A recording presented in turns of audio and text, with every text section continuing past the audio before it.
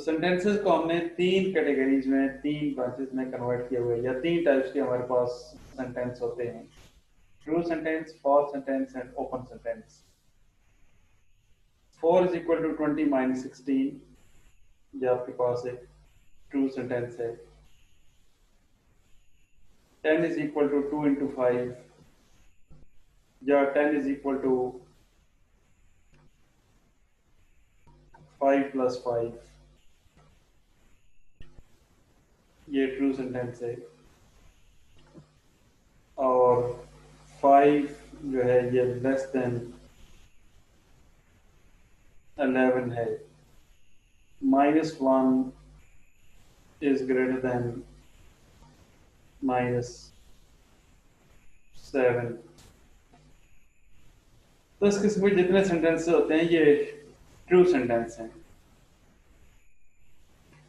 False sentence में 4 is equal to 8 plus 4, या 20 is equal to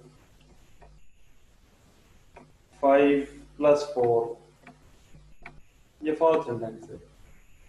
या -1 ये ग्रेटर है 20 से, फॉल्स है।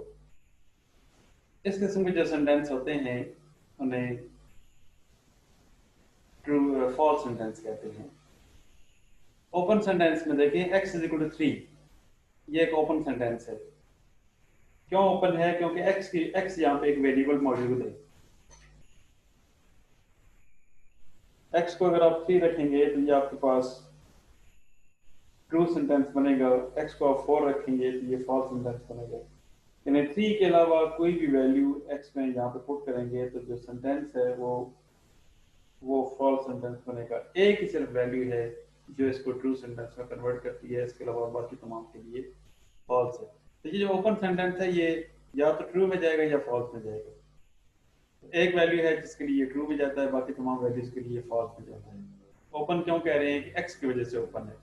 x को आप अपनी मर्जी से वैल्यूज दे सकते हैं, उसके करस्पॉन्डिंग आपके पास जो सेंटेंस है ट्रू या फॉल्स में जाएगा। इस तरह x plus 3 is equal to, sir ये रिपीट कीजिएगा, मैं भी कनेक्ट हुआ, पहले कनेक्ट नहीं हो रहा था। x इज इक्वल टू 3 ये आपके पास ओपन सेंटेंस है। क्यों ओपन है? x की वजह से ओपन है। अगर आप x को 3 रिपोर्ट करेंगे तो ये आपके पास जो ओपन सेंटेंस है ये ट्रू में जाएगा, अदरवाइज ये फॉल्स में जाएगा। x plus 3 is equal to 5, अगर आप x को 2 पुट करेंगे तो इसने ट्रू सेंटेंस में जाना है। 2 के अलावा कोई वैल्यू पुट करेंगे तो ये फॉल्स में जाएगा। यहाँ पे देखें 4x इज इक्वल टू 16, एक वैल्यू ऐसी है 4 जिसको हम 4 से मल्टीप्लाई करेंगे तो रिजल्ट आपके पास 16 आएगा। बाकी तमाम के लिए ये फॉल्स सेंटेंस बनेगा। x square plus 5x plus 6 which is equal to 0, ये भी एक ओपन सेंटेंस है। x को अगर आप -2 या -3 पुट करेंगे तो इसने ट्रू सेंटेंस में जाना है, बाकी तमाम के लिए फॉल्स में जाएगा। यहाँ पे एक वैल्यूज थी, यहाँ पे 2 वैल्यूज हैं, और यहाँ पे बेशुमार वैल्यूज आएंगी। x प्लस 1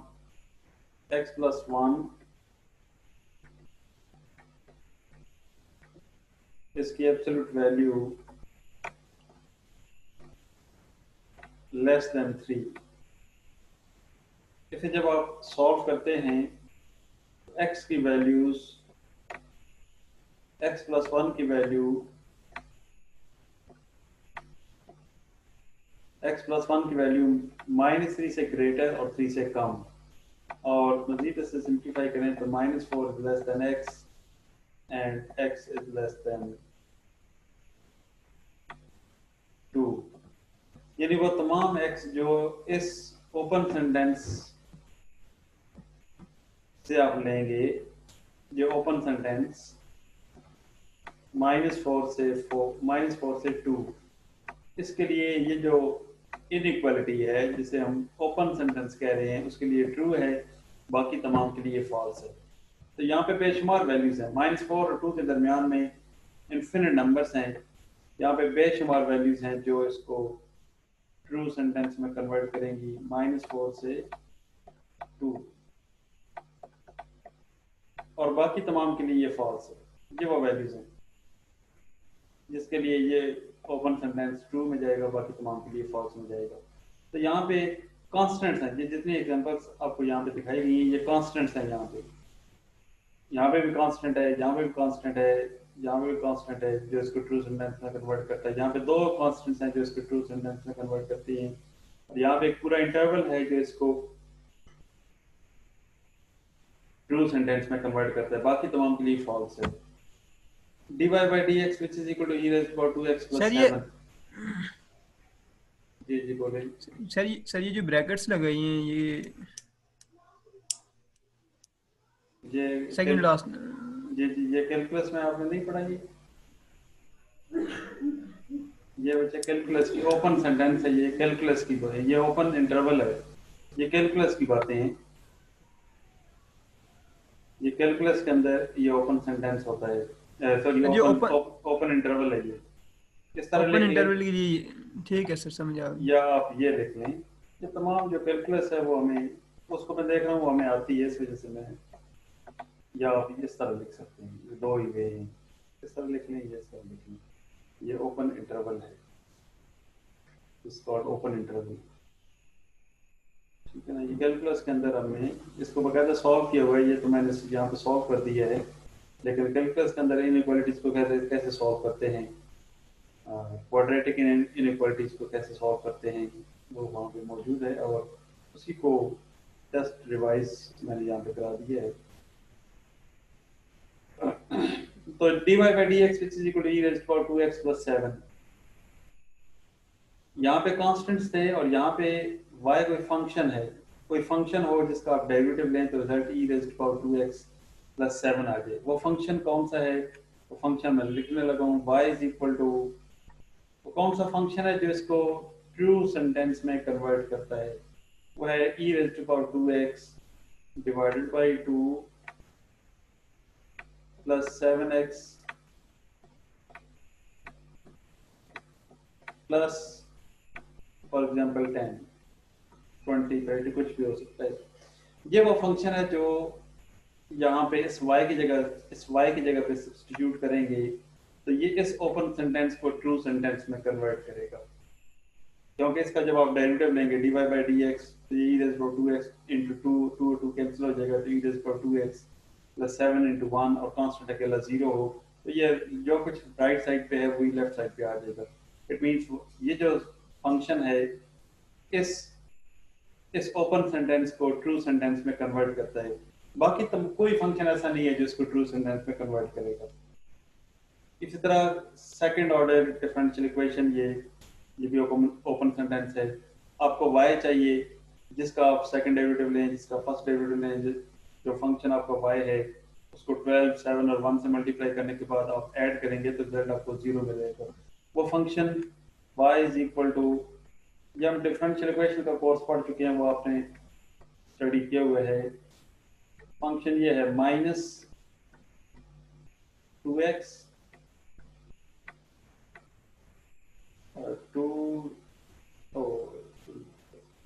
3, ये 3 है, -3 और c2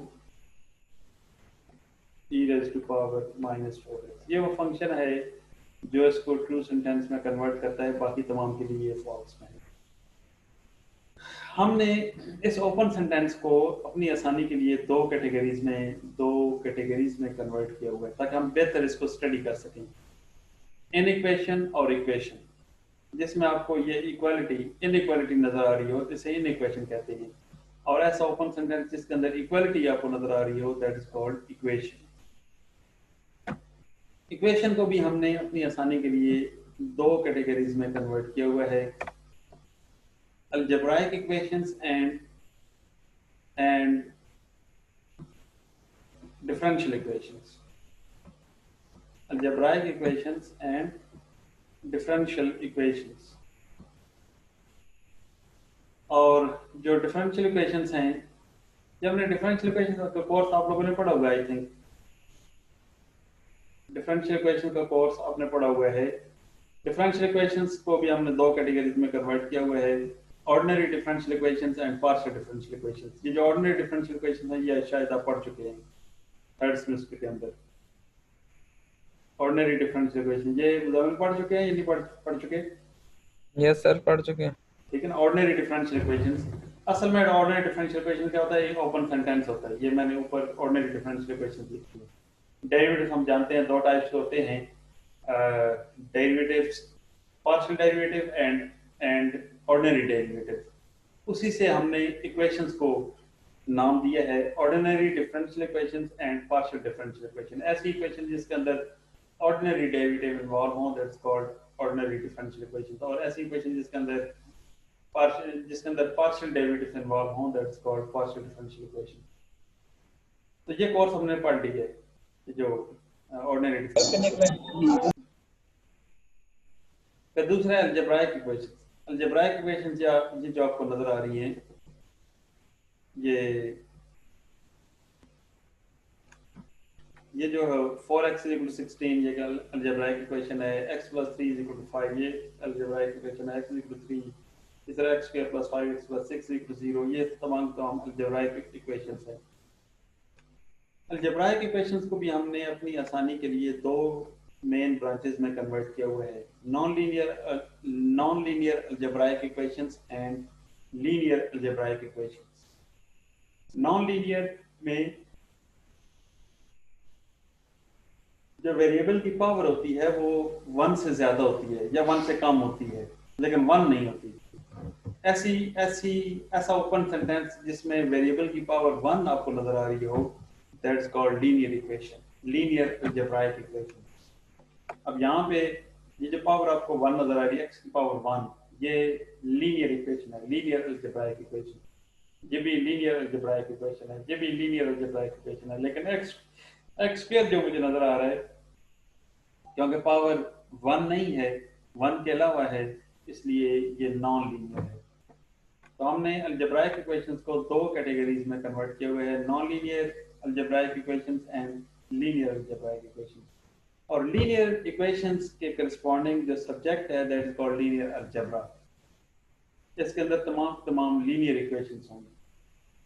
linear algebra, LA shortcut. इसके लिए बुक पहले मैंने दिखाई है, नाम भी यहाँ पे लिख दिया है, linear algebra and its applications by David C Lay, और 3rd एडिशन या 4th एडिशन मार्केट में अवेलेबल है। इसी बुक को मैं यूज करता हूँ, रेफरेंस बुक भी यही है और इसी से मैं पढ़ाता हूँ। ये आपके पास बुक होनी चाहिए। बेशुमार इसके अंदर एप्लीकेशंस मौजूद हैं, हर सब्जेक्ट की एप्लीकेशंस मौजूद हैं, आप इसको देख सकते हैं। अब लीनियर इक्वेशंस होती क्या हैं, सबसे पहले हम ये देखते हैं, what is linear equations.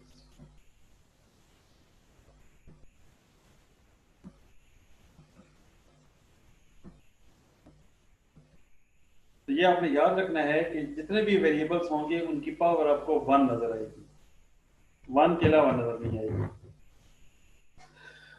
Any equation in the variables x1, x2, xn is called linear if it can be written in this form: a1 x1 plus a2 x2 plus so on plus an xn which is equal to 0। और b, ये जो b है 0 भी हो सकता है, non 0 भी हो सकता है, तो b कोई भी हो सकता है, कोई रियल नंबर हो सकता है, कोई कॉम्प्लेक्स हो सकता है। ये जो कोफिशिएंट्स हैं a1, a2, an, ये तमाम कांस्टेंट्स हैं, ये रियल नंबर हो सकते हैं या कॉम्प्लेक्स नंबर हो सकते हैं, और ये आपको एडवांस में नॉन होते हैं। ये जो इक्वेशन जब आप देखेंगे आपको ये नजर आएंगे कि ये नॉन है या अननोन नहीं है। अननोन क्या होता है? Variables x1, x2, x3 up to xn। तो कोई भी इक्वेशन लीनियर कहलाती है अगर आप उसको इस फॉर्म में कन्वर्ट कर सकें। a1 x1 एक वेरिएबल है, इसकी पावर 1 है। x2 a2 x2 की पावर 1, an xn की पावर 1, और राइट साइड पे b 0 या 0 के अलावा हो सकता है। तो जितने भी वेरिएबल्स हैं उनकी पावर 1 है, और ये प्रोडक्ट की फॉर्म में कहीं मौजूद नहीं है, किसी टर्म के अंदर दूसरा वेरिएबल मौजूद नहीं है। ये पहली टर्म है ये a1 x1, दूसरी टर्म a2x2, तीसरी term a3x3 and so on, nth term anxn। तो कोई भी वेरिएबल प्रोडक्ट की फॉर्म में मौजूद नहीं है। प्रोडक्ट की फॉर्म में ना हो और पावर आपके पास 1 हो तो इस किस्म की इक्वेशन को आप कहते हैं लीनियर इक्वेशन। इसमें जो कोफिशिएंट्स हैं ये एडवांस में आपको नोन होते हैं, राइट साइड पे जो b है ये भी नोन होता है, और सबस्क्रिप्ट a1 ये जो 1 2 3 अप टू n नजर आ रहे हैं ये पॉजिटिव इंटीजर्स हैं। चंद एग्जांपल्स हमें नजर आ रही हैं, x1 minus 3x2 plus 4x3 which is equal to 1। ये आपके पास लीनियर इक्वेशन है। क्यों? 3 वेरिएबल्स यहाँ पे इन्वॉल्व हैं, सबकी पावर आपको 1 नजर आ रही है और इनके जो कोफिशिएंट्स हैं वो कांस्टेंट्स हैं, 1 minus 3 4 और 1, और ये तमाम नोन है, एडवांस में नोन है। तो फर्स्ट जो है ये लीनियर इक्वेशन है, 3 वेरिएबल्स में लीनियर इक्वेशन है, और सेकंड 1 वेरिएबल में ये लीनियर इक्वेशन है, x1 की पावर 1, इनके कोफिशिएंट्स एडवांस में आपको नोन है। ये जो थर्ड है ये भी लीनियर इक्वेशन है। फोर्थ वन लीनियर इक्वेशन नहीं है। क्यों? x1 x2 दो वेरिएबल्स और थर्ड टर्म में इन दो वेरिएबल्स का प्रोडक्ट मौजूद है, तो इसलिए this is not a linear equation, this is not non linear equation. और लास्ट एग्जांपल में x2 की पावर आपको 1/2 नजर आ रही है, लिहाजा ये भी लीनियर इक्वेशन नहीं है।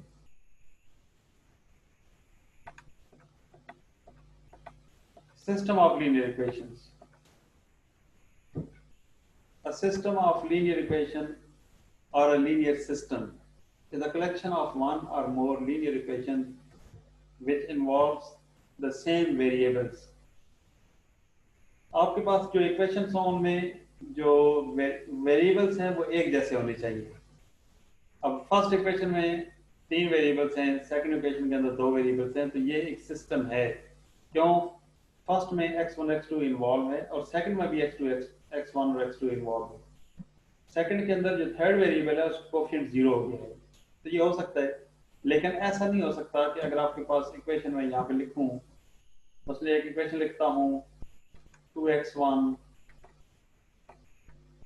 minus 3x2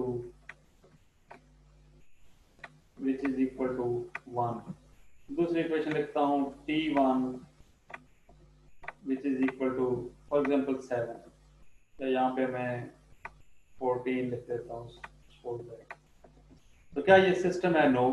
फर्स्ट इक्वेशन में वेरिएबल्स x1 और x2 मौजूद हैं, लेकिन सेकंड इक्वेशन के अंदर वेरिएबल t1 मौजूद है।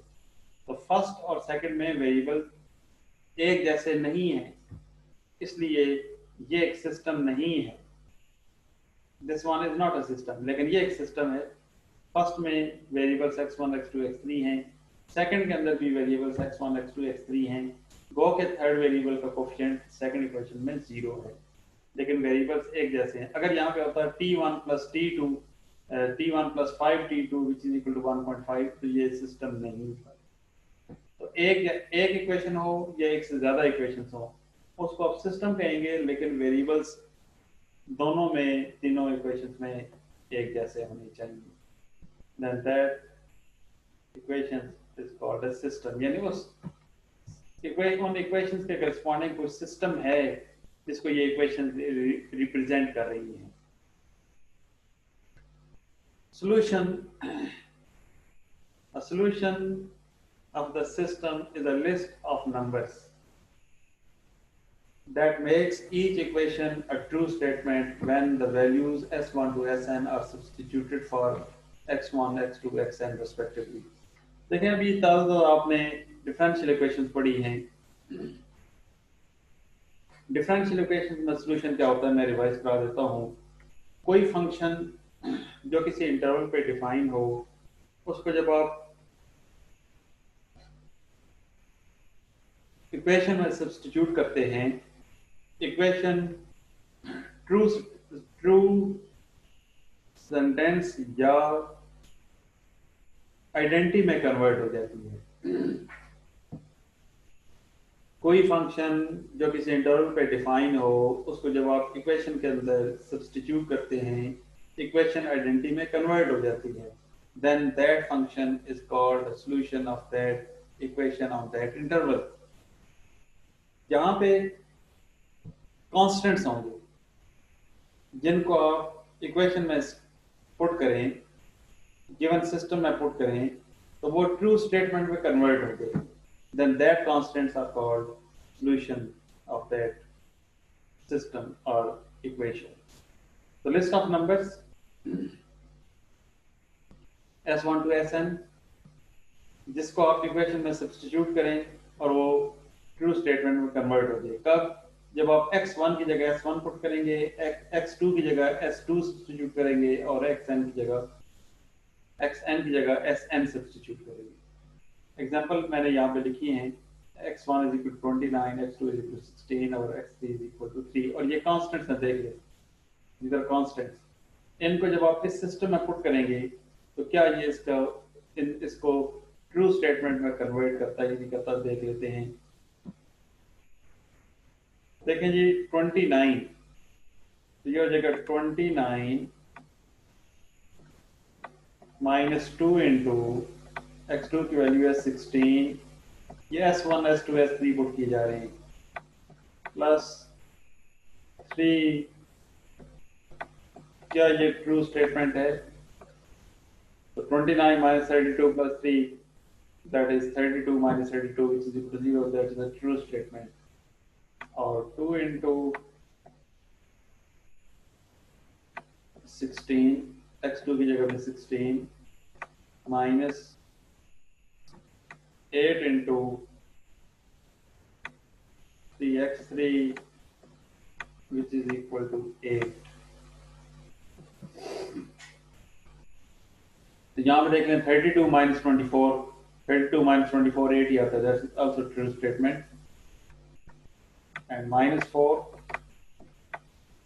into 29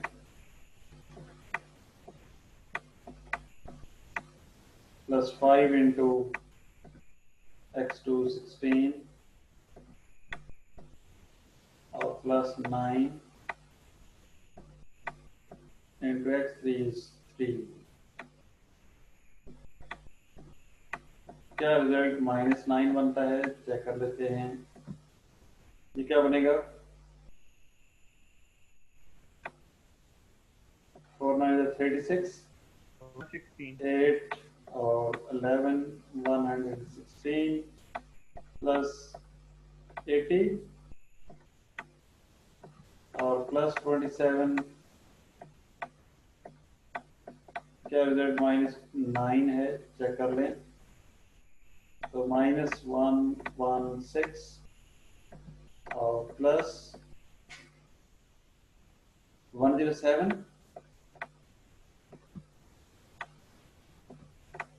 which is equal to -9. Is it true?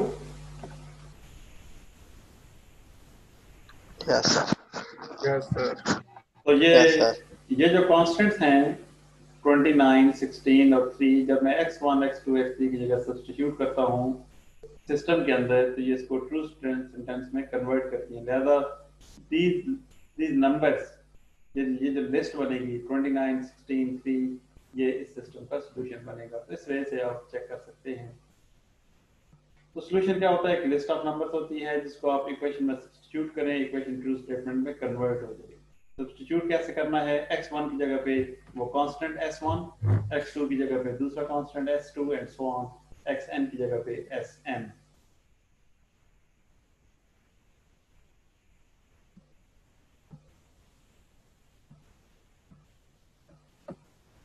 Solution set जरूरी नहीं है कि किसी सिस्टम का एक ही सॉल्यूशन हो, बेशुमार सॉल्यूशन हो सकते हैं। उन तमाम सॉल्यूशंस को अगर आप एक सेट की फॉर्म में लिख दें, that is called solution set. The set of all possible solutions is called the solution set of the linear system. Equivalent system, two systems are called equivalent system if they have the same solution set. दो system को आप equivalent system कहते हैं अगर उनके solution set same हों। और इसकी जो नोटेशन है दैट इज टिल्डा। ये जो मैंने लिखा है टिल्डा, ये row equal to, if we have two systems for that A and B, if we have two systems A and B, and these systems are equivalent systems, then what we write, A is equivalent to B. या ये लिख दें या आप इनका मतलब एक ही है, B is equivalent to A, यानी दोनों के जो सॉल्यूशन सेट हैं वो सेम आएंगे, दोनों की मंजिल एक जैसी होगी। मेरे पास तीन सिस्टम्स हैं नीचे, तीन सिस्टम से पहले अगर वन वेरिएबल में मेरे पास इक्वेशन मौजूद हो तो क्या हम उसको सॉल्व कर सकते हैं, पहले ये देखते हैं। मसलन 4x1 which is equal to suppose that 12, x1 की वैल्यू क्या आएगी?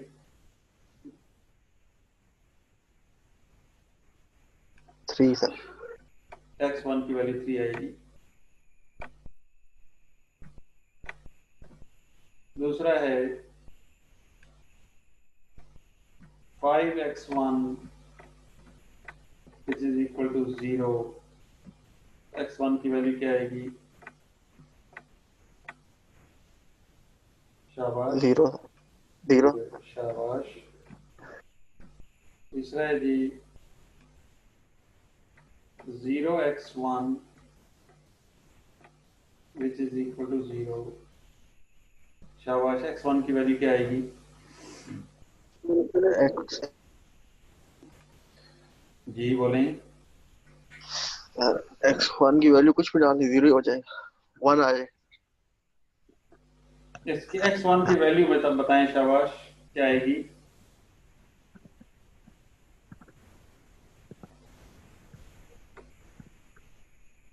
सर इसमें x1 की वैल्यू 0 ही आएगी, 0 आएगी, सारा कुछ 0 हो जाएगा।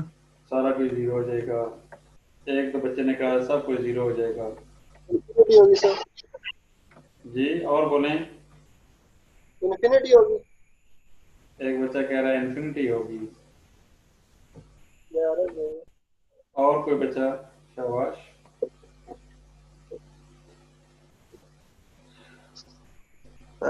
x1 की वैल्यू कुछ भी डालें सर 0 हो जाएगा।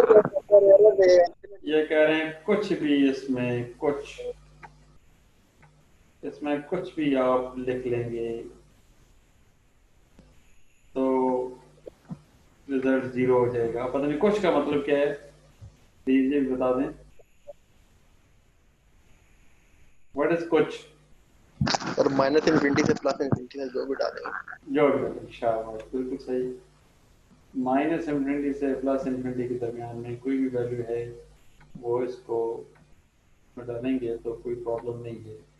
अच्छा जी, एक और कैसे बनता है कि 0x1 which is equal to for example 7, तो x1 की वैल्यू बताएं, तो सॉल्यूशन क्या होगा?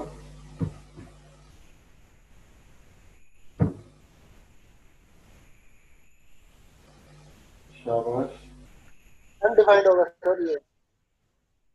ये बच्चा कह रहा है अनडिफाइंड होगा जी। और कोई पढ़ा लिखा बच्चा हो? सर ये इन्फिनिटी नहीं हो जाएगा? पूछ रहे हैं, बता रहे हैं। बता रहा हूँ।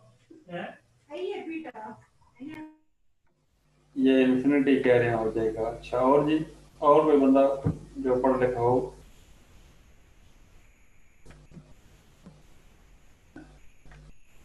ये मैंने इस इक्वेशन को लिखा है असल में वन वेरिएबल में। ये पॉसिबिलिटी है, जनरल इक्वेशन की ये बनती है ax which is equal to b। a कोई रियल नंबर है, b कोई रियल नंबर है, जबकि x की वैल्यू हम फाइंड करना चाहते हैं। तो पॉसिबिलिटी मैंने यहाँ पे लिखी है। पॉसिबिलिटी ये हो सकती है कि a और b दोनों कॉन्स्टेंट्स हों, a और b नॉन है। पॉसिबिलिटी ये है कि a भी जहाँ पे नॉन जीरो हो, b भी नॉन जीरो हो। ये पहली पॉसिबिलिटी है, 4 और 12। दूसरी पॉसिबिलिटी मैंने ये की है कि बी जीरो हो जाए लेकिन ए नॉन जीरो रहे, ये दूसरी एग्जांपल है। तीसरा है कि ये दोनों फॉल्स हो जाएं, ए भी जीरो हो जाए और बी भी जीरो हो जाए, तो फिर क्या होगा। और लास्ट ये है कि एक्स का जो कोफिशिएंट है वो जीरो हो लेकिन राइट साइड पे जो बी है वो नॉन जीरो हो। ये तमाम पॉसिबिलिटीज मैंने यहाँ पे लिखी है।